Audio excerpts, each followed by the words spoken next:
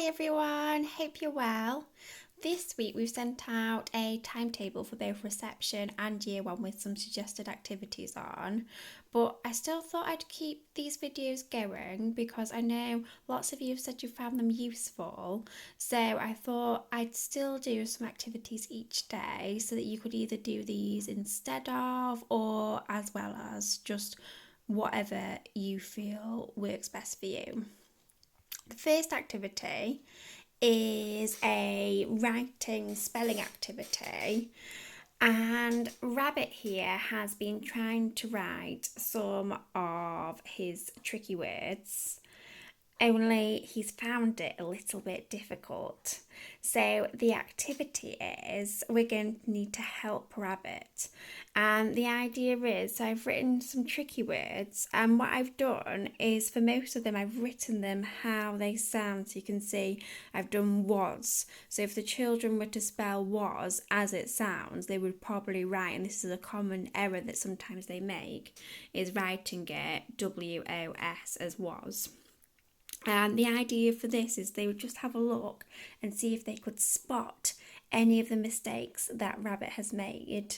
And then any that they were unsure about, you just tell them and show them what the tricky part of it is and why Rabbit has got it wrong. So the idea is they help Rabbit to correct the spellings and write down what the tricky word should be.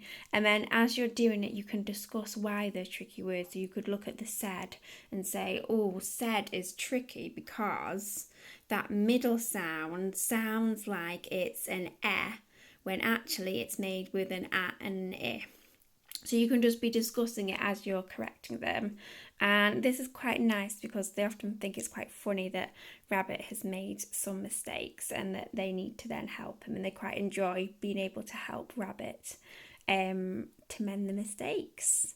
And then what I've done underneath is I've just written Rabbit School, and all I was going to do with this is just say, oh, I've found a sign and it says Rabbit School, and leave it at that and leave it for them to then decide if they do anything with it. It might be that they decide not to do anything with it, but it also might be that they decide to start teaching Rabbit things. You could even like place some words or some sounds around that they might then decide to teach Rabbit. But yeah, this was just a little something I thought might be nice just to leave out to see if they do anything with, and it might be that you actually get an extra bit of learning in because they might teach Rabbit or whatever cuddly toy they've got to do something else.